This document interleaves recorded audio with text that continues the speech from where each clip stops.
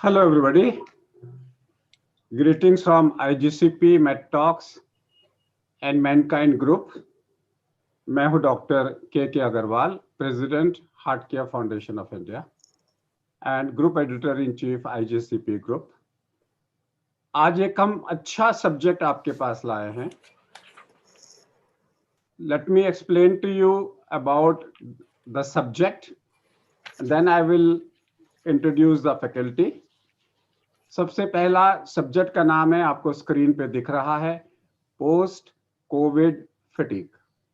Post मतलब 9 दिन के बाद में, क्योंकि 9 दिन के बाद में वायरस, कोविड का वायरस मेरे शरीर में रेप्लिकेबल नहीं होता। 9 दिन के बाद में वो बीमारी नहीं फैला सकता। जब वायरस चला गया मेरी बॉडी में, तो post viral illness usually should last only for some time. COVID-19, वापस लाइए उसको। ऋतु जी, आप वापस लाइए स्लाइड को। ऋतु जी, मुझे वो स्लाइड वापस चाहिए। Yes, when we say post COVID-19, तो हम बात कर रहे हैं कोरोना वायरस की। Then we are talking about the word fatigue. Fatigue का मतलब है आराम, वो थकान जो आराम करने के बाद ठीक हो। That is the definition of fatigue. Otherwise तो फैटीग हमेशा होती है, भागोगे तो फैटीग हो गया, दौड़ोगे तो फैटीग होगी, अपना एक्सरसाइज करोगे तो फैटीग होगी। फैटीग का मतलब है आपको थकान हुई, आपने आराम किया, आपको फायदा नहीं हुआ। बर्निंग इशू, कहीं ना कहीं इसका ताल्लुकात इन्फ्लेमेशन से है। नाम इसका बर्निंग इशू है, बट ये हमारे सब्जेक्ट में भी फिट बैठता है। कहीं ना कहीं आग लगी हुई है, या मसल में माइटोकॉन्ड्रियल डिस्फंक्शन हो रहा है, या हमारे सेलुलर लेवल में साइटोकाइन जल रहे हैं, जिसे CRP बोलते हैं। इस आग को बुझाने के लिए क्या हम एल कार्निटीन का इस्तेमाल कर सकते हैं, ये हमारा सब्जेक्ट है। तो हमारा सब्जेक्ट होगा definition of post, definition of COVID-19, definition of fatigue. Then we will talk about mitochondrial burning dysfunction, and then we will talk about cytokines, CRP, high persistent inflammation, and then we will talk about possible fire extinguishers, और उसमें से हम करेंगे L carnitine के बारे में। आइए मैं आपको इंट्रोड्यूस कराता हूं हमारी फैकल्टी को। स्लाइड हटा दी जाए। मेरे साथ में है doctor NK Soni. He is MD medicine, FRCP, FACP and so many other designation. He is a senior consultant and head Department of Internal Medicine, which is a Yatharth Super Speciality Hospital, Greater Noida, and he is the Vice President of API National Body. Namaskar. नमस्कार सोनी जी। नमस्कार sir. I have with me Dr. Prahlad Chawla. He is also a MD Internal Medicine. He is the Director and Head Nishkam Diabetes Care and Research Center in Ghaziabad. He is a former Head Diabetes Specialty Clinic in Yashoda Hospital, Ghaziabad. He is a Senior Consultant Sarvodaya Hospital and Research Center, Ghaziabad. Namaskar and Pranam Prahlad ji. नमस्कार नमस्कार sir. And मेरे साथ में है doctor Saibal Chakraborty. He is also a MD and diploma in diabetes, FRCP and FICP. He is a senior consultant physician and unit head, Department of Internal Medicine, Diabetology and Critical Care at Metro Multi Speciality Hospital, Noida. नमस्कार साहिबल साहब। नमस्कार sir. सो अगर आपकी किसी की slide दिखाना है तो पहले बता दीजिए, अदरवाइज विल इंटरेक्ट। किसी के पास कोई स्लाइड्स तो नहीं है? नहीं सर। अगर नहीं है तो then we will start interacting. हम Yes. इसी लाइन से लेके चलेंगे। इसकी डेफिनेशन है post COVID-19। So there has to be a definition of the word post. Normally जो लिटरेचर कहता है वो ये कहता है नॉन कोविड मीन्स 3 महीने के बाद में, कोविड के जाने के बाद में 3 महीने तक के पीरियड को आप इसको पोस्ट कोविड बोल सकते हो, आप इसको लॉन्ग कोविड बोल सकते हो, आप इसको कुछ भी बोल सकते हो. How do you want to define doctor Soni as a post covid phase? मेरे ख्याल से जो आपने डेफिनेशन दी है वो काफी वैलिड है कि अगर कोविड पीरियड में इन्फेक्शन कोरोना वायरस से हो और जब कोरोना वायरस से निगेटिव हो जाए पेशेंट, मींस कोरोना मुक्त हो जाए, free of corona virus, and उसके बाद का एक डेफिनेट पीरियड ऑफ टाइम हमें पोस्ट कोविड कहना है. उस पोस्ट कोविड को अगर हम क्लिनिशियंस को डेफिनेट पीरियड में गिनाएं तो वो बहुत वैलिड है कि हम 9 डेज के पीरियड में, as you already said, that the patient becomes non infective. और उसमें जैसे हर वायरल इलनेस में वायरस की एज लिमिट होती है 4-5 days to 7 days to maximum 9 days, तो उसके बाद वो इन्फेक्टिव नहीं रहता, दूसरे को इन्फेक्शन नहीं स्प्रेड कर सकता. सो उस पीरियड को हम पोस्ट कोविड पीरियड उसमें वहां से मान के चल सकते हैं. यस, जो उसकी पोस्ट कोविड पीरियड की इलनेसेस और सिम्टम्स, रेमिनेंट सिम्टम्स होते हैं, वो एक डेफिनेट पीरियड्स, वेरिएबल पीरियड्स के लिए रह सकते हैं.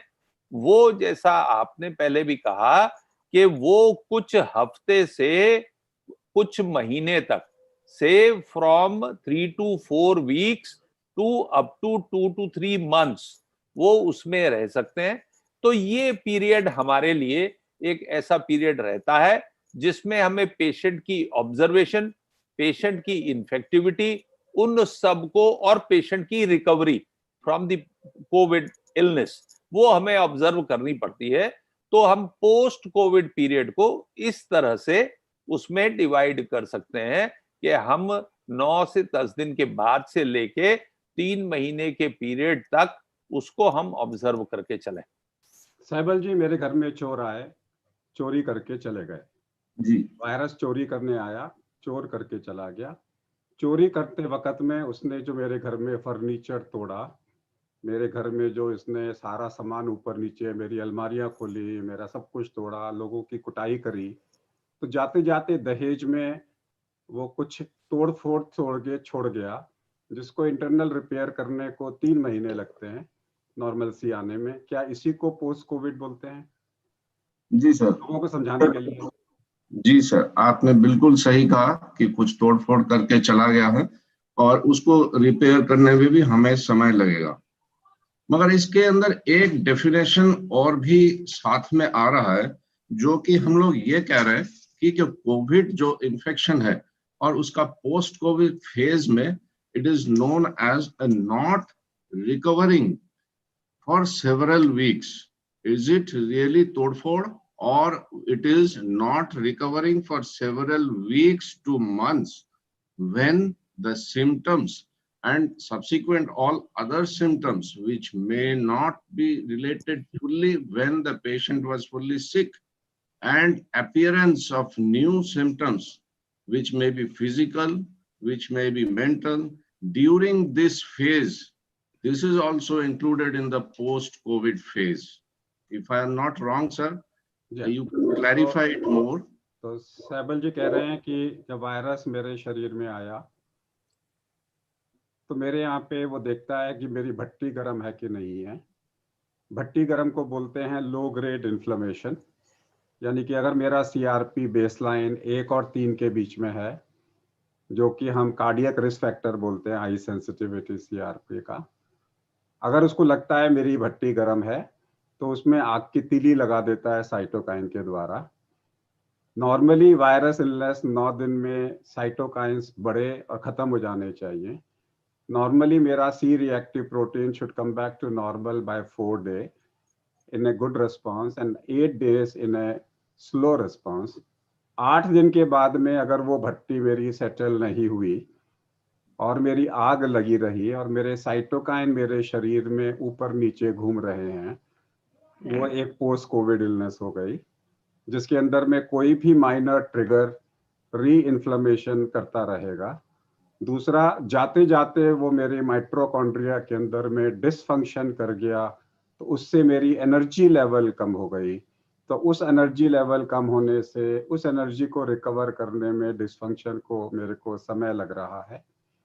तीसरा, जब ये वायरस आया इंटरलूकिन 6 ब्लड ब्रेन बैरियर से हाइपोथैलेमस में घुस के उसने मेरे थर्मोस्टैट को डिसरेगुलेशन कर दिया, जिससे मेरे बाकी सारे पैरामीटर्स ठीक हो गए, लेकिन मेरे को हल्का सा बुखार, उस थर्मोस्टैट रेगुलेशन को ठीक होने में 3 महीने लग गए।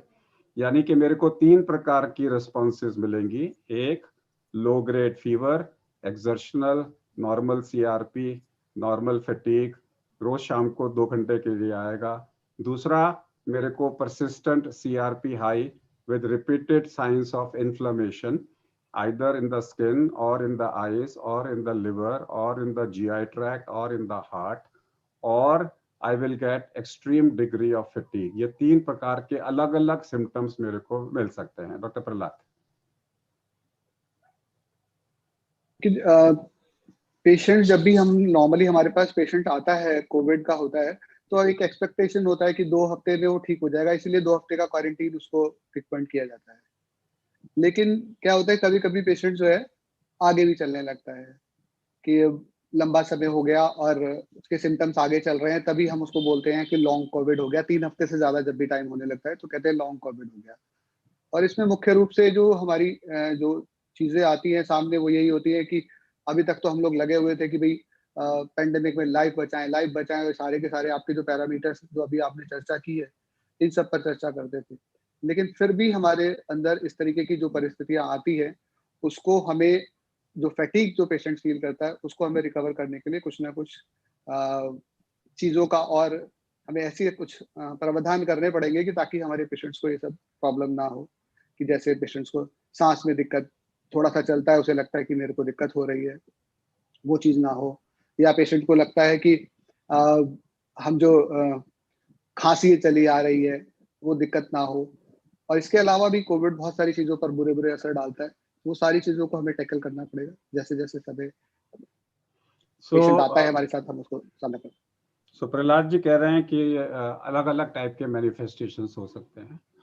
सोनी जी, एक चीज हमने देखी है कि मेंस्ट्रुएटिंग वुमेन में सबसे पहले हमने देखा है जो प्रेग्नेंट लेडीज होती हैं उनको बीमारी का पता ही नहीं लगता, 50% में एसिम्प्टोमेटिक ज्यादा होती हैं। बच्चों में भी पोस्ट कोविड फिनोमेना कम देखी गई है, वो जल्दी ठीक हो जाते हैं।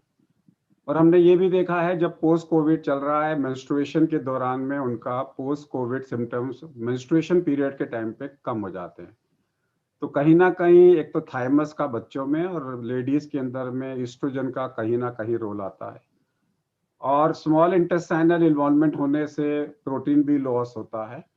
तो क्या लगता है आपको, जब हम कहते हैं हाई प्रोटीन डाइट लें, तो उसके अंदर में साथ में सोया प्रोटीन को बढ़ा दें क्योंकि उसमें फाइटोएस्ट्रोजेंस होते हैं?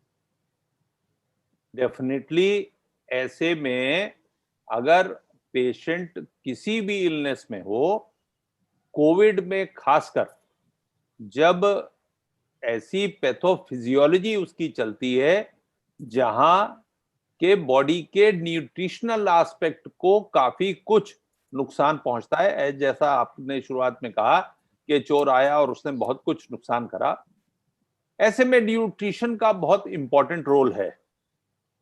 और उस न्यूट्रिशनल सप्लीमेंट में हमेशा हाई प्रोटीन डाइट के लिए रिकमेंडेशंस रहती हैं। और इस हाई प्रोटीन डाइट में सोया प्रोटीन्स क्लास ए प्रोटीन्स हैं, जिनका के डेफिनेट रोल है, जिसमें के हमें बॉडी की इम्यून रिस्पॉन्स को स्ट्रांग करने में मदद मिलती है। एट द सेम टाइम जो आपने एग्जाम्पल दिया कि ईस्ट्रोजन का प्रोटेक्टिव रोल और थाइमस का प्रोटेक्टिव रोल, इसी तरह से सोया प्रोटीन के जितने क्लास ए प्रोटीन के जितने एडवांटेजियस एस्पेक्ट्स हैं, उससे भी डेफिनेटली रिकवरी में काफी फायदा उसमें वहां से मिलता है। सो डेफिनेटली ये सोया प्रोटीन्स और हाई प्रोटीन डाइट इस कोविड पीरियड में पेशेंट के लिए काफी बेनिफिशियल रहती है।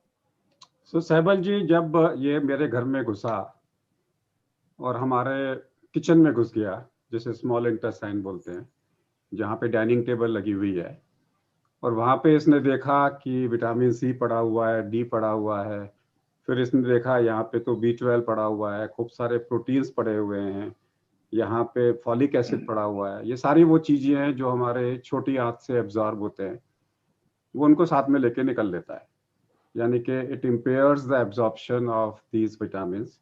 तो इसलिए हमारे को इन सब के अंदर में B12 की over a period of time, क्योंकि स्टोरेज काफ़ी होते हैं, बट फॉलिक एसिड की डेफिशिएंसी, कैल्शियम की रिक्वायरमेंट, सी डी जिंक की रिक्वायरमेंट, तो वो सारी चीज़ें जो हमारी छोटी आंत की डाइनिंग टेबल पे पड़ी हुई होती हैं, ये सबको लेके चला जाता है।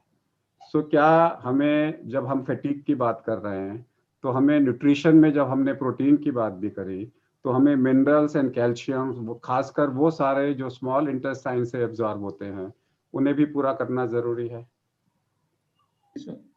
डेफिनेटली हमने देखा है एक प्रोमिनेंट सिम्टम्स कोविड के जो है वो डायरिया है, और साथ में लॉस ऑफ एपेटाइट और वेरियस अदर सिम्टम्स भी साथ में होते हैं। तो loss of vitamins, minerals definitely इस बीमारी में देखा गया है। हमें पोस्ट कोविड फेज में plus even during the covid phase में इसको सप्लीमेंट करना आवश्यक है। विटामिन सी इम्यून डिसफंक्शन को डेफिनेटली कवर करेगी। B12 and other folic acid are effective post covid phases में भी। जितने भी विटामिन और मिनरल्स है, plus some antioxidants and probiotics also has been seen to be helpful and effective. So Prahlad ji, जब हम बात करते हैं दो बीमारियों की, अगर हम एक B12 डेफिशिएंसी की बात करें, उसके सिम्टम्स की बात करें, और एक क्रॉनिक फैटिग सिंड्रोम की बात करें, और उसकी दोनों बीमारियों के जो सिम्टम्स हैं वो इससे मिलते जुलते हैं, जो यहाँ पर कभी न्यूरोलॉजिकल सिम्टम्स, कभी एपेटाइट के सिम्टम्स, सारे पोस्ट कोविड सिम्टम्स कहीं ना कहीं क्रॉनिक फैटिग सिंड्रोम से मिलते हैं। टू द एक्सटेंट वी से कि ऐसा तो नहीं है हमारे सारे patient ultimately chronic fatigue syndrome की तरफ जा रहे हैं। दो चीजें कॉमन है क्रॉनिक फैटिग सिंड्रोम में और B12 डेफिशिएंसी के अंदर में, and that is mitochondrial dysfunction. तीसरी चीज जो हम देख रहे हैं इस कंडीशन में, वो देख रहे हैं कि पेशेंट्स को कार्डियक इन्वॉल्वमेंट बहुत ज्यादा है, सब क्लिनिकल। सो सब clinical thyroiditis and subclinical myocarditis is very common in this condition. हम ये भी देख रहे हैं ऐसे पेशेंट्स में ऑटो एंटीबॉडीज बन रही हैं, अगर हम इनका एंटी न्यूक्लियर एंटीबॉडीज कराएं तो काफी लोगों में पॉजिटिव आ रहा है। सो कहीं ना कहीं हमें लगता है कि B12 supplementation, that means supplementation, I'm not talking wasting time in getting the B12 done, and L carnitine जो माइटोकॉन्ड्रियल डिसफंक्शन में हम हर कार्डियोमायोपैथी में यूज करते आ रहे हैं इतने सालों से, और क्रॉनिक फैटिग सिंड्रोम में यूज करते आ रहे हैं L-कार्निटिन को, जो कि माइटोकॉन्ड्रिया के लेवल पे काम करती है। तो लगता है कि हमें इसके बारे में सोचना चाहिए, इन दो के बारे में। जिन लोगों को खासकर जो कहते हैं कि मैं तो 8 घंटे सो लिया, मेरी थकान ठीक नहीं हो रही। नॉर्मली हम कहते हैं अगर आप एक्सरसाइज करो तो एक्सरसाइज करने के 40 मिनट में आपकी थकान खत्म हो जानी चाहिए।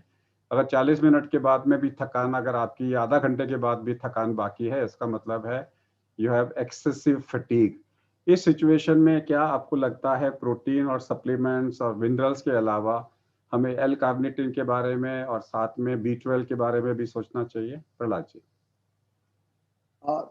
एक न्यूरोसाइकेट्रिक जर्नल में 1997 में एक स्टडी पब्लिश हुई थी जिसपे एमेटिडीन और L-कार्निटिन की स्टडी की गई।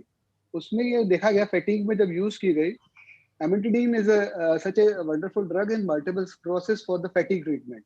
तो जब कंपैरेटिव ट्रायल किया गया तो आधे से ज्यादा लोग तो एमेटिडीन को तो टॉलरेट ही नहीं कर पाए because of the side effects, लेकिन L-कार्निटिन जब दिया गया तो 8 हफ्ते की जो स्टडी थी सभी लोगों ने उसको पूरा किया और माइनर डायरिया वगैरह साइड इफेक्ट हुआ, लेकिन ये देखा गया कि डेफिनेटली जो फैटीग उनका सिम्टम्स था एल कार्निटिन के बाद काफी सिग्निफिकेंटली इंप्रूव हुआ।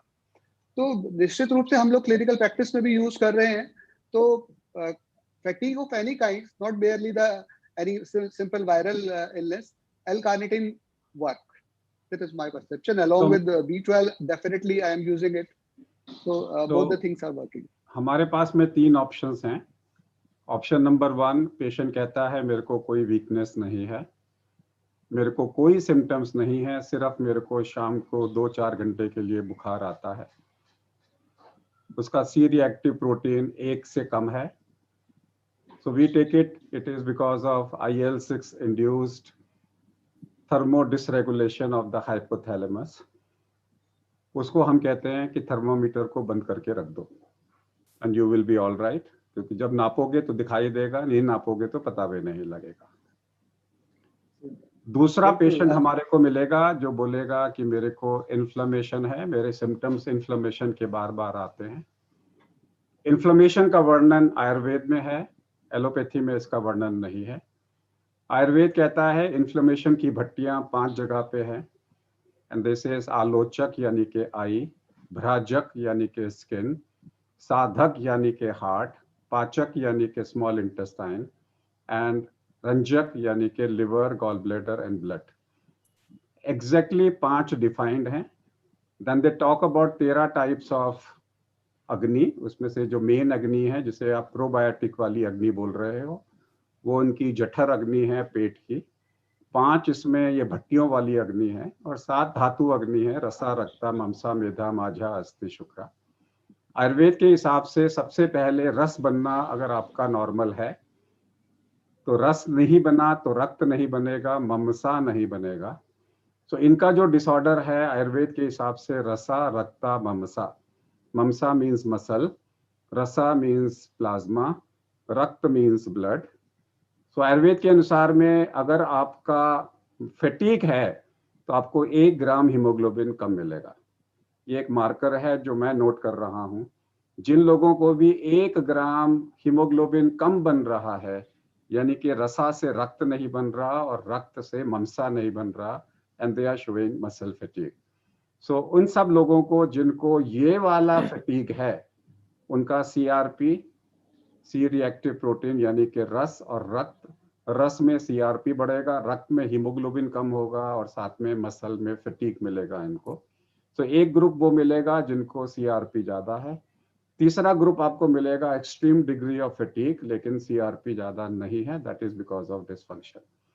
सो इन दोनों के अंदर में जो ऑप्शंस हमारे पास हैं, तो मैं एक और ऑप्शन को ऐड करना चाह रहा हूं। अगर परसिस्टेंटली हाई CRP है तो मेरे पास में CRP बढ़ाने के लिए 4 साइटोकाइंस हैं। IL-6 है, TNF अल्फा है, IL-8 है, IL-18 है एंड IL-1 बीटा है। इसके अंदर में अगर मेरे को कोई भी एक चीज डालनी है which I can add then is colchicine। तो क्या मैं जब मेरे को सपोज मेरे को लगा कि एल कार्निटिन और साथ में B12 के बाद में भी पेशेंट रिस्पॉन्ड नहीं कर रहा, तो क्या मैं कॉल्चिसिन को ऐड कर सकता हूँ? मैं उसको ऐड कर रहा हूँ, मैं आपकी ओपिनियन चाहता हूँ। कॉल्चिसिन इंटरल्यूकिन 1 बीटा पे काम करता है। इंटरल्यूकिन 1 बीटा को हम पायरोजन बोलते हैं, और ये IL-1 बीटा वो है जो कि मेरे अगर आपने देखा होगा कि 2 चीजें इस बीमारी में बढ़ती हैं। फेरेटिन, सबसे पहले फेरेटिन बढ़ता है, CRP बाद में बढ़ता है। दूसरा ये लंग्स में मेरी एक मेम्ब्रेन बनाता है, जेल बनाता है जिसे हाइलिनेट जेल बोलते हैं, जिससे हैप्पी हाइपॉक्सिया होता है। उसका भी जो साइटोकाइन इन्वॉल्व है वो 1 बीटा है। यानी कि अगर मैं कॉल्चिसिन को भी साथ में डाल दूं तो मेरा पूरा का पूरा गरम मसाला बन जाता है। हर जगह से मैं अटैक कर रहा हूँ, एक नहीं काम करेगा तो दूसरा करेगा। Saibal ji and Soni ji and Chawla ji, all 3 of you on this. Well, हमने कॉल्चिसिन का वैसे भी हमने रोल देखा है, जो एंटी इन्फ्लेमेटरी रोल है इवन फॉर गाउटी आर्थराइटिस। जहां पर के हम देखते हैं कि अगर कोई भी चाहे फेबोक्सेट हम दें, चाहे other drugs, anti uric acid drugs हम दें, और वो उससे भी अगर पेशेंट को रिलीफ नहीं मिलता तो कॉल्चिसिन उसमें काम करती है। तो उसका डेफिनेट एक स्ट्रॉन्ग एंटी इंफ्लेमेटरी एक्शन है, जो हम पहले भी क्रॉनिक इलनेसेस में, पर्टिकुलरली गाउटी आर्थराइटिस में हम देखते हैं और अक्सर यूज भी करते हैं। इसी रैशनेल में हम अगर कॉल्चिसिन को एल कार्निटीन और B12 के साथ ऐड करके इन पेशेंट्स को जो कि क्रॉनिक फैटिग सिंड्रोम और mild fever, persistent fever between 99 to 100 with vague body symptoms of asthenia in post-COVID period और post-viral period वो प्रेजेंट करते हैं, तो एक साइंटिफिक रीजन रहता है जिसमें के रिस्पॉन्स थोड़ा कहीं बेटर रहता है in comparison to using only B12 or vitamin E or vitamin D. Patients sometimes they do not respond very well and still they complain that they are having the problem, and that problem persists, which is very disturbing for the patient's welfare, quality of life, as well as for the clinician, frustrating for the clinicians also. So in this setup, if we use colchicine, probably this gives a much better results in these patients in comparison to the other where we do not use it. Saibalji? Whatever inflammatories which we are using, colchicine is definitely one of the very effective drug. We have been using it for long. I do have another suggestion of using naproxen, which is also giving a better response. Low doses. This is what is we have seen. I request your comment on this. So Saibalji, when we talk about the inflammatory markers, so what I am following is, on day 1, I am giving all my patients colchicine, doxycycline, ivermectin, apart from vitamins. And then I add mefenamic acid, because I find mefenamic acid better than naproxen here, and naproxen better than mefenamic acid in inflammatory spinal arthritis, which is ankylosing spondylitis. But in these conditions, now mefenamic acid is working at the level of NLRP to IL-18 or IL-1 beta. And it is basically working at the level of protease. It is also having some antiviral effect. So as a standard treatment, we are giving them mefenamic acid on day 1. If the patient shows anywhere, if the patient shows that his CRP is rising or he is high risk, baseline CRP is between 1 and 3, I will add efogetran, which is dabigatran, on day 1. And then watch on day 3 and day 5. If day 3 and day 5, if I find CRP becomes more than 10, because normally CRP has a doubling time of 8 hours and recovery time half-life of 17 hours. CRP should become normal at a baseline by day 4, definitely by day 8. If CRP is above 10 anytime, and if it hasn't become normal by day 10, at that time we will add steroid. We may or may not continue mefenamic acid, because sometimes steroids act at the level of PLA2, which is working at the level of tissue necrosis factor, TNF-alpha. Steroid may not suppress other interleukins so much as it does tumor necrosis factor. Sometimes we have to give a combination of a steroid with mefenamic acid. Aim is to reduce CRP as early as possible, bring it back to normal by day 10. If it doesn't, and we continue colchicine in them and we continue dabigatran in them, And then we are finding post-COVID symptoms are less if you follow this particular regime. So we are not waiting for clinical hypoxia to come or exertional hypoxia to come. So we are following a CRP of more than 10 means impending lung inflammation.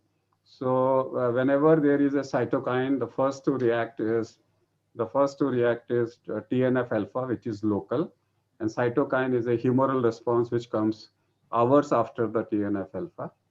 We are also giving all people a natural TNF blocker, which is Haldi. Haldi is the natural infliximab.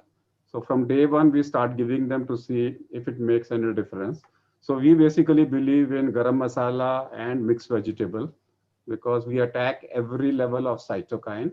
And by 2 weeks or by 9th day, if the patient is having extreme degree of weakness, we add them L-carnitine. Before that, B12 in any way they are on. So by day 9, 10, if they say my weakness is not going, we add L-carnitine. We continue colchicine till CRP becomes normal. We continue dabigatran for 21 to 28 days, or CRP becomes back to normal, not lower. We want it to be back to their basal level. That's how I am. Along with that, I'm giving them high protein diet and other things. That's the structure I'm following. Yes, you are right. In naproxen, indomethacin, and mefenamic acid, there are 3 anti-inflammatory actions which works at the level of steroid sparing anti-inflammatory agents. Hydroxychloroquine in diabetics also comes in the same group. I'm a bit confused in saying that when the patient was admitted, patient already received steroid along with other enoxaparin or remdesivir, whatever we are giving in the wards. So once the patient is out of the hospital, we tend to de-escalate the steroid therapy and gradually withdraw. Absolutely. So but I'm basically talking about a OPD practice. All this practice which I've told you is so that patient doesn't go to Dr. Saibal Chakrabarti for treatment in the hospital. My aim is why should he go to Saibal and unke bachchon ko kyun bekara why should the patient go to the hospital? If you want to avoid going to the hospital, then the criteria is CRP of 10. Don't allow CRP, because if you allow CRP to rise, if he has clinical hypoxia or subclinical hypoxia, he goes to the hospital. That's true. I'm talking before that. I'm only trying to say is in my clinical practice where I'm seeing thousands of patients, I don't allow them to go to the hospital. And this is the protocol I'm following. Once he goes to the hospital, then remdesivir comes in, then high flow oxygen comes in, that's it. And then weakness is inevitable. Extreme degree of weakness is inevitable if you are a hospitalized patient. So I'm talking about even without hospitalized patients are having fatigue. There the role of L-carnitine comes for the muscles. They have fatigue. And the role of B12 comes. Prahlad ji. So all the patients who are actually having more symptoms and hospitalized because of the symptoms, they are the one has been seen that they develop the post-COVID symptoms more compared to those who are being treated on OPD. Agreed. Prahlad ji. I also don't admit my patients. Most of the patients I do treat either on the video consultation. Most of the time, my patients are on video consultation and sometimes physical also. But I do have the experience. I try to use Zerli, but although I'm not using colchicine, I've never used, rather I should say. Other anti-inflammatory like mefenic acids I do use, but as such colchicine I have not used in my practice. Agreed, but I'm only trying to say is that because why I am using colchicine is because I'm working on interleukin level and a cytokine level. And when I started studying about IL-8 anti-drug, so I'm reading it other way around. So I'm talking about, I'm reading IL-18, I'm reading IL-8, IL-1 beta, IL-6. So my study is, I'm going deep into these interleukins, how are they acting, and what are the drugs and plants which act against them.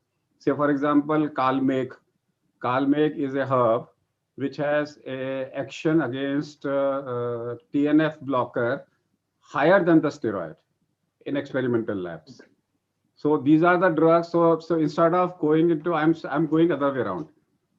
आप लोग नीचे से चल रहे हो, मैं ऊपर से आ रहा हूँ. So let me see. Yes, definitely. Your approach is appears to be more scientific, rather. So I'm coming about which are the things which will act on TNF blockers. So NLRP, which will drug. So somebody told me that in Ayurveda there are 13 types of Agni. So I said there has to be 13 pathways of inflammation. So I started studying where are pathways of inflammation. Then I started looking for which pathway can cause what symptom. Can I block that? So when we don't have any evidence, then we have to attack from every side. True. Now this L-carnitine came in my mind, which I have started working is because all my years in my cardiology practice, we have been looking for cardiomyopathy. Is your treatment of cardiomyopathy is incomplete without L-carnitine. And L-carnitine, and now we are saying 30 to 60% of people have subclinical myocarditis. True. If you go by the TROP-I test, then 60% of people are having subclinical myocarditis. Maybe years from now, you may end up into a cardiomyopathy type of a picture. All of them are having persistent tachycardia, and persistent tachycardia with subclinical myocarditis will end up into low ejection fraction. Already I have seen 2 patients with an ejection fraction of 35%, asymptomatic otherwise.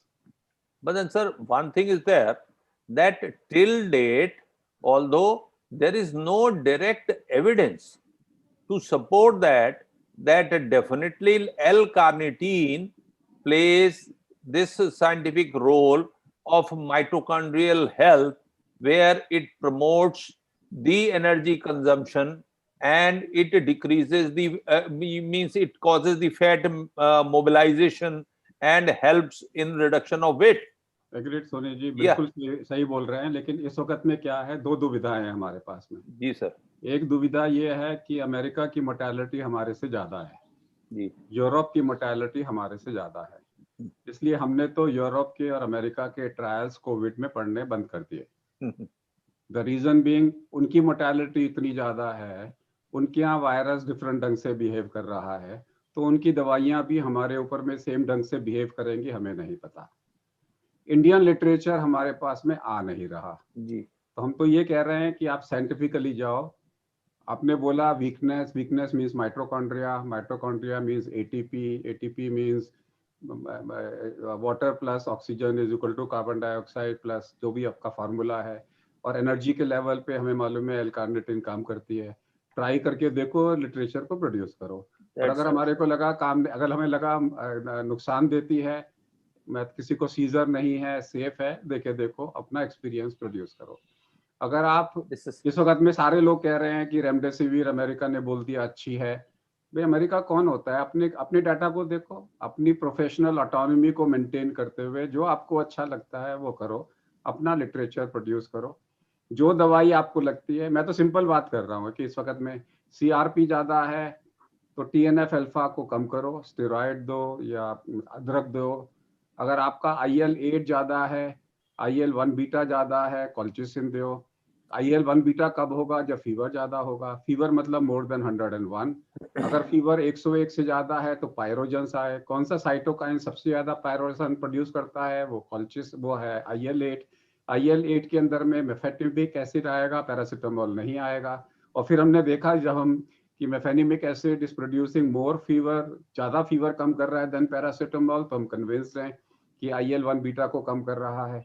तो what I am trying to say कि हम तो एक hypothetical situation पे काम कर रहे हैं, उसका रिस्पांस देख रहे हैं. अगर काम आ रहा है तो हम उसके बारे में बोल रहे हैं. तो उसके बारे में बोलने के अंदर में B12 जस्टिफाइड है. रीजन बीइंग स्मॉल इंटेस्टाइन में, इलियम में B12 अब्जॉर्ब होता है, और सबसे ज्यादा इलियम में इन्फ्लेमेशन कोविड में हो रहा है, इसलिए वहां पे अपेंडिसाइटिस होती है. इसलिए इलियल एब्जॉर्प्शन नहीं होगा. इसलिए इस बीमारी में वही सिम्टम्स आ रहे हैं जो क्रोन्स डिसीज में आते हैं, क्योंकि वो भी इलियल की डिसीज है. क्रोन्स डिसीज में हम विटामिन डी डबल डोज देते हैं, और साथ में उसके अंदर में B12 हम हाई डोज देते हैं, यहाँ पर भी दे रहे हैं. हमारे यहाँ पे सब क्लिनिकल कार्डियोमायोपैथी है. कार्डियोमायोपैथी में बचपन से पढ़ाया जा रहा है हमारे को L-carnitine दो, हम दे रहे हैं यहाँ पे कि सब क्लिनिकल वहाँ पर ये है. यहाँ पे सब क्लिनिकल थायराइडाइटिस है, तो लो डोज हम बाकी एंटी इन्फ्लेमेटरी हम दवाइयाँ दे रहे हैं। जब तक कोई हमारे को ये ना बोले कि ये नुकसान देती है, हम तो साइंटिफिकली एजम्पशन की बेसिस पे, एक अनुमान होता है, एक उपमान होता है, एनालॉजी, और एक अनुमान होता है।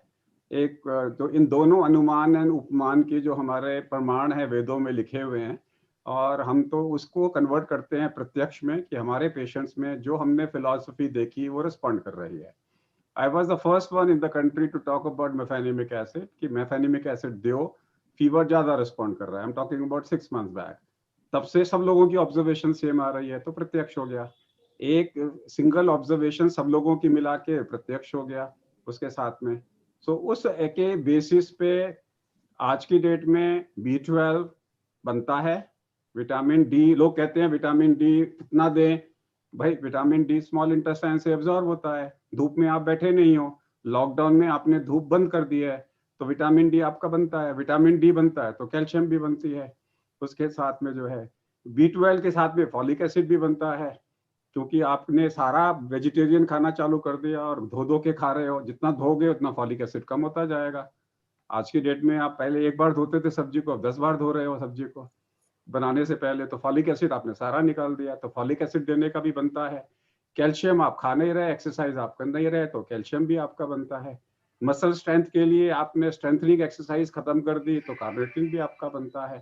प्रोटीन डाइट के अंदर में कार्बोहाइड्रेट खाओगे, इंसुलिन रेजिस्टेंस हो जाएगा। इंसुलिन रेजिस्टेंस कोविड में बहुत सीरियस होता है, इसलिए हाई प्रोटीन डाइट बनती है, लो कार्बोहाइड्रेट डाइट बनती है।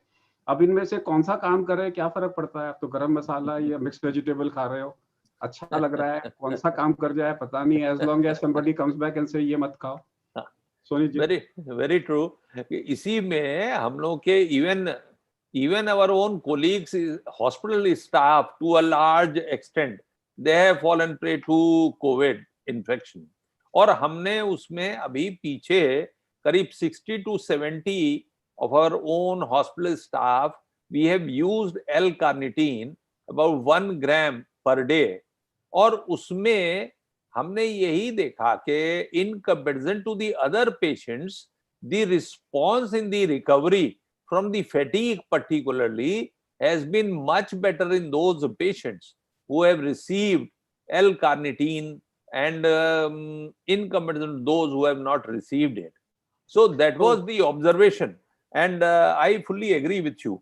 But then मेरे पास सोनी जी समय कम है, मेरे पास में गिनती के 15 और 3 18 मिनट हैं जी, और मेरे पास में 134 क्वेश्चंस आए हैं जो लोग सुन रहे हैं। So I will go for a rapid fire because मेरे सामने क्वेश्चंस हैं, मैं आपको देख नहीं पा रहा हूं, मैं देख नहीं पाऊंगा आप लोगों को। सो बाय टर्न आप लोग जो सवाल लेना चाहे रैपिड फायर में अपने आप से बोलना चालू करिए। Sir, why use aspirin in covid? Aspirin तो इतना कोई, अगर हमें ये है कि जहां हम ये देखते हैं कि एंटी प्लेटलेट एक्शन के लिए, और उसमें हम ये देखते हैं कि लंग्स में it is the clotting of the blood in the vessels in the parenchyma which is causing because of the cytokine storms and everything। तो हम जहां पर हम लो मॉलिक्यूलर वेट हिपेरिन दे रहे हैं, उसके साथ साथ हम लो डोज एस्पिरिन का भी to get the antiplatelet action we are using it. So जहां एस्पिरिन देनी है उसे मत रोकिए, जहां नहीं देनी है तो आप अगर ब्लड थिनर दे रहे हैं उसके बाद में एस्पिरिन से कंटिन्यू कर सकते हैं उसके साथ में। What is the role of vitamin D3 in post covid patients? Chawla ji.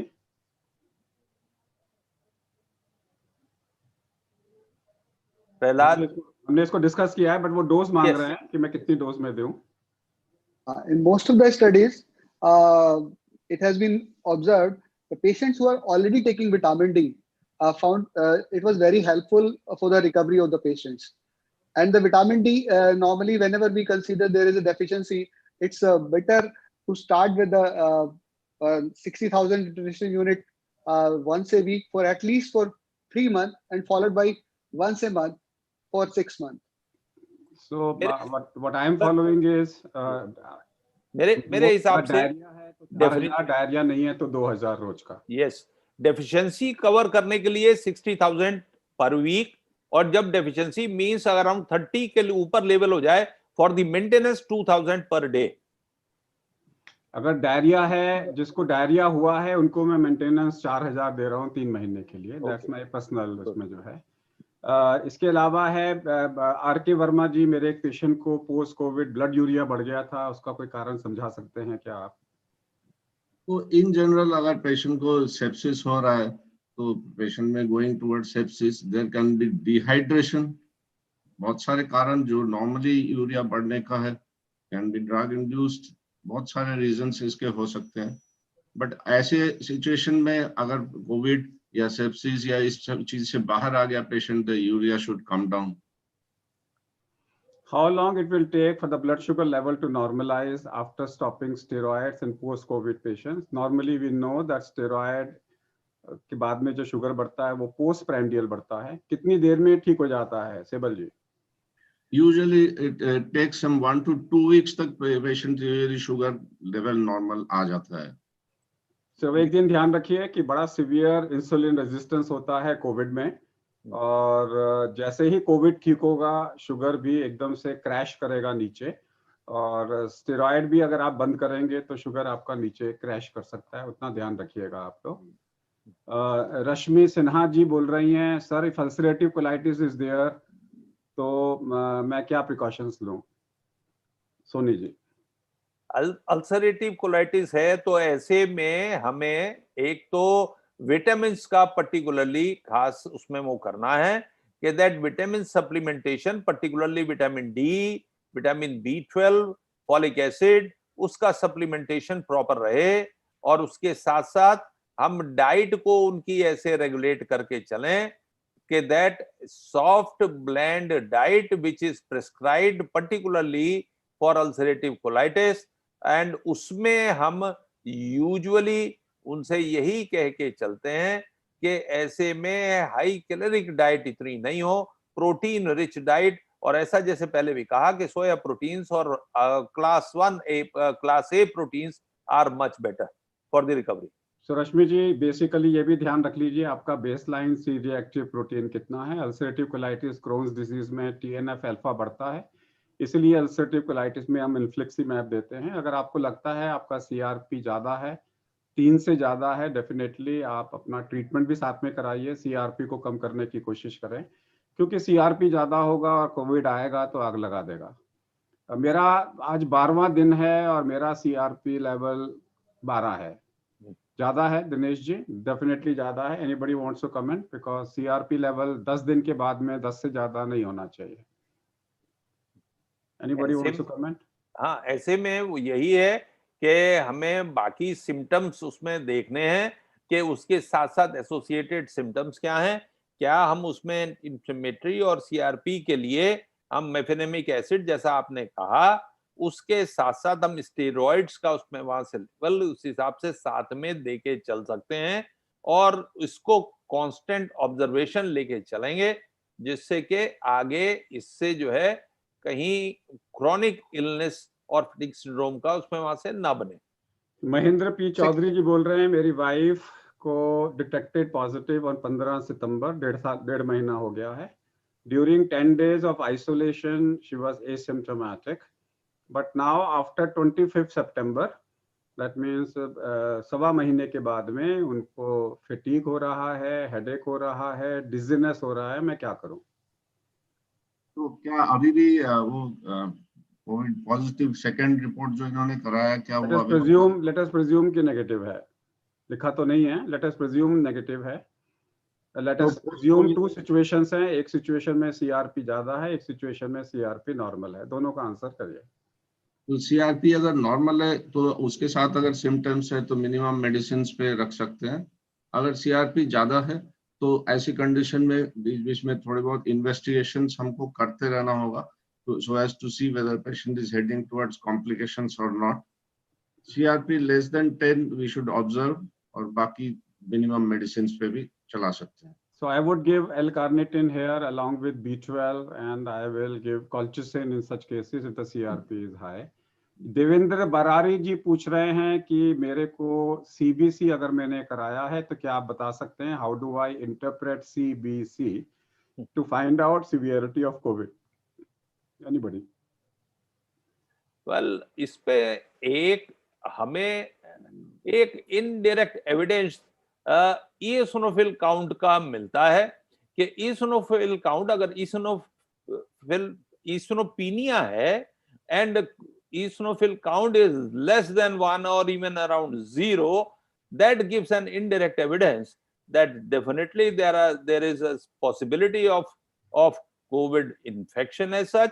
And at the same time we go with ESR, that with a normal hemoglobin of around 12 or more, if ESR is a little high, of course, which shows that there is an evidence of some inflammation or infection there. So absolute lymphocytic count, sir, absolute lymphopenia of less than 1000 or less than 800, absolute eosinopenia, RDW of more than 14.5. These are indirect markers of COVID-19. Yes. Add it kindly. मैं देख नहीं पाया कौन बोल रहा था. Yes. Sir, अभी recently neutrophil lymphocyte ratio की भी बात की. NL ratio, yes. Kindly explain NL ratio. Kindly explain NL ratio. When we do CBs, there is how much neutrophils and how much absolute lymphocytes counts is there. If the NLR ratio is less than 3.13, there are likely possibility patients may have pneumonia. Although it's a complicated kind of situation there, but they have age also considered. If the age is more than 50 years or age is less than 50 years, and then the ratio they have defined differently. But although I'm not using in my practice, but it has been defined.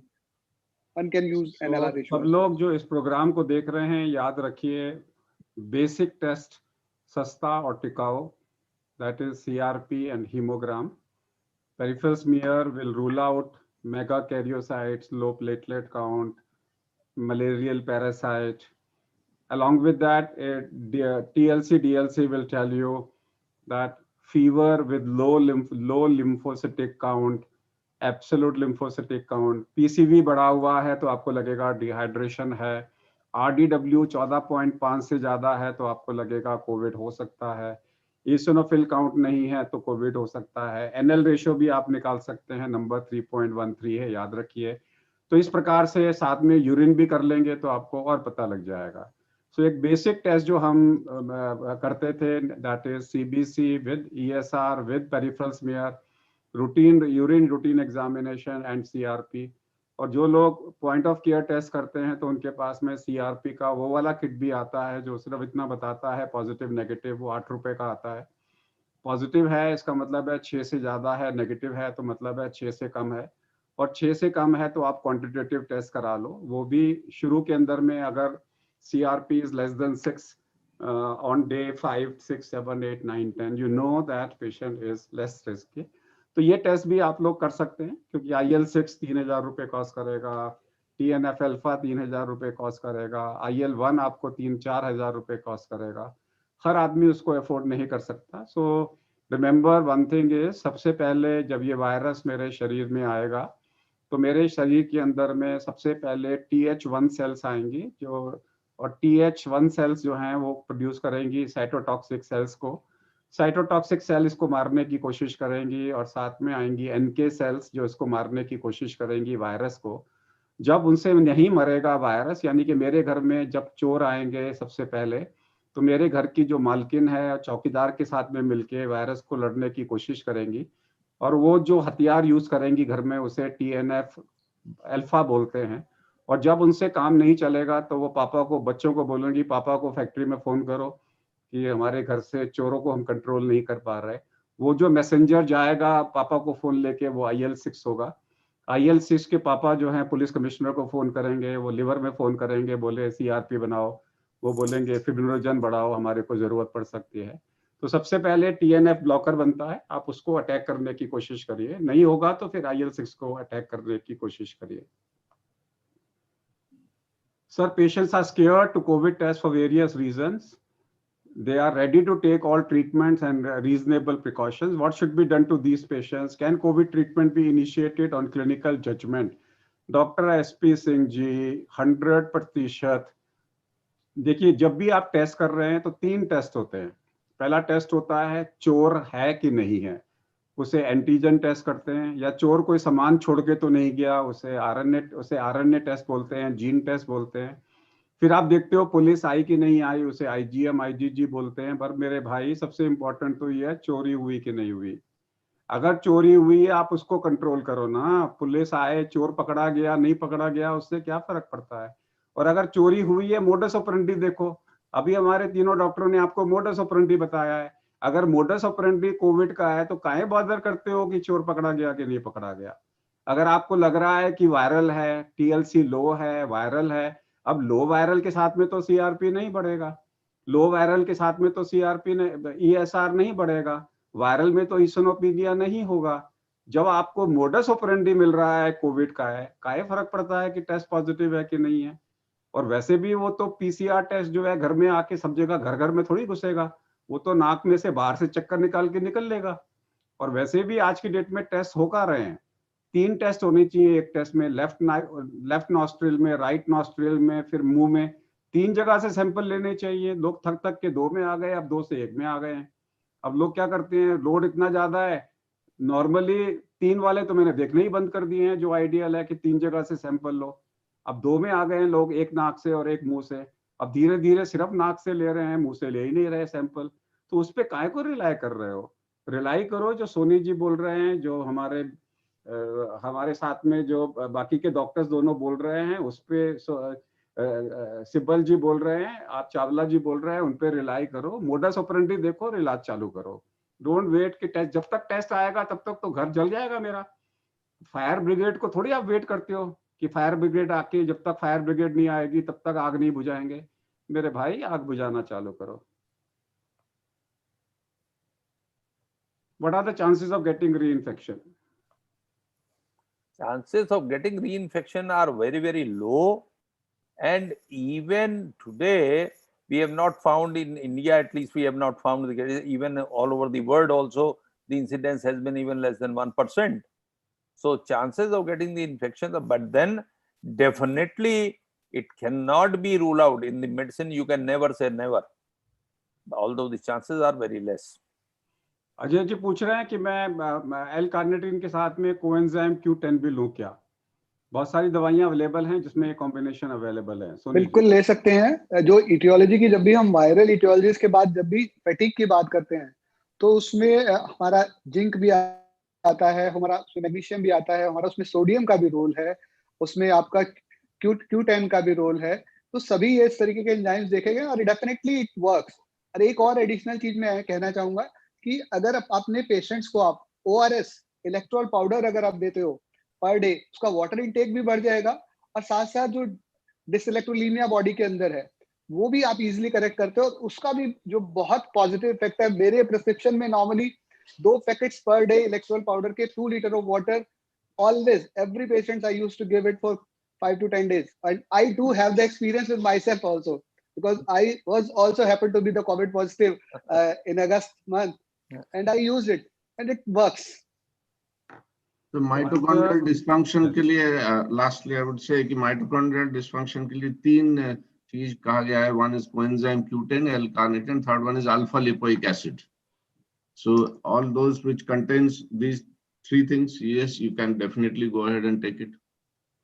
सो आज के लिए, क्योंकि हमारा subject था कि इतने सारे fire extinguisher हैं, उसके अंदर में क्या हम एल कार्निटिन को भी यूज कर सकते हैं, तो जो फाइनल जजमेंट आया है, द आंसर इज यस, आप उसका इस्तेमाल कर सकते हैं। फायर एक्सटिंग्विशर के अंदर में CRP कम करो, आप में फेनिमिक एसिड दो, स्टेरॉइड दो, हाइड्रोक्सीक्लोरोक्विन दो, आप विटामिन को ठीक करो। कैसे याद रखें, छोटी आंत वाले डाइनिंग रूम में जो जो सामान लोग खाते हैं उन सबको रिप्लेस करो, क्योंकि आज की डेट में तो हमें पता ही नहीं है बीमारी प्राइमरी रेस्पिरेटरी है या GI है। इस पर भी डिबेट चल रहा है, या दोनों की है, क्योंकि ऊपर से तो वो नीचे की जो 2 ट्यूब हैं वो कॉमन है, ऊपर से जो आपने खाया वो कितना रेस्पिरेटरी में जाएगा, कितना GI में जाएगा, हमें पता नहीं। तो सारे विटामिन मिनरल्स आप डेफिनेटली दो। माइटोकॉन्ड्रिया के लिए आपके पास कोएंजाइम Q10 है, अल्फा लिपोइक एसिड है, एंड यू हैव L-कार्निटिन। बट कुछ भी करो, इस कोरोना के डर को हटाओ, कम से कम इतना तो लोगों को बोलो। नंबर 1, 9 दिन के बाद में ये वायरस इन्फेक्शियस नहीं रहता। नंबर 2, जितना मर्जी ये फटीग रहे अल्टीमेटली ठीक होगी। नंबर 3, जिनका loss of smell, loss of taste है, उनको घबराने की जरूरत नहीं है, उनका कोविड सीरियस नहीं होता। नंबर 4, कोविड से मरने के लिए बहुत मेहनत करनी पड़ती है। आपको डे 1 इग्नोर करना पड़ता है, डे 2 इग्नोर करना पड़ता है, डे 3 इग्नोर करना पड़ता है, डे 4 इग्नोर करना पड़ता है, डे 5 इग्नोर करना पड़ता है।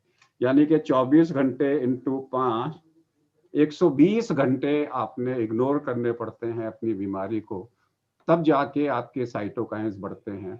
अगर आप इन 120 घंटे में 1 मिनट भी कोविड को दे दें और अपने डॉक्टर से बात कर लें, याद रखिए आप कहीं पर भी जाएंगे, पूरे इंडिया में कहीं पर भी हो, वहाँ पे कहीं ना कहीं आपको डॉक्टर सोनी मिलेंगे या डॉक्टर सैबल मिलेंगे या डॉक्टर प्रहलाद मिलेंगे। उन्हें ढूंढिए और उनसे बोलिए, भाई मेरा 5वां दिन किसी तरीके से निपटा दो, 5वें दिन के अंदर में मेरा CRP नॉर्मल ला दो, ताकि मेरे को पोस्ट कोविड कॉम्प्लिकेशंस ना हो, ताकि मेरे को ICU में ना जाना पड़े, मेरा इन्फ्लेमेशन, मेरी आग इतनी बुझा दो कि बाकी की मैं आग को खुद बुझा सकूं। अगर ऐसा करोगे तो फिर क्या होगा, पूरे इंडिया के अंदर में लोगों के अंदर में कोविड-19 का डर निकल जाएगा। और हाँ, वीकनेस हो रही है, चिंता क्यों करते हो। अब L-कार्निटिन भी लाइन में लगी है कि मैं भी हूँ। नमस्कार, thank you doctor Soni, doctor Chawla and doctor Saibal to be here with us, and all my viewers जो आप इस प्रोग्राम को देख रहे थे। हम आपके पास ऐसे ही प्रोग्राम को लाते रहेंगे, हंसी मजाक में आपको पढ़ाते रहेंगे, लाइटर ढंग से आपको पढ़ाते रहेंगे, क्योंकि अगर आपके मन से डर नहीं निकला तो पेशेंट तो फिर डर के ही मर जाएंगे। Thank you very much. नमस्कार। नमस्कार, थैंक यू।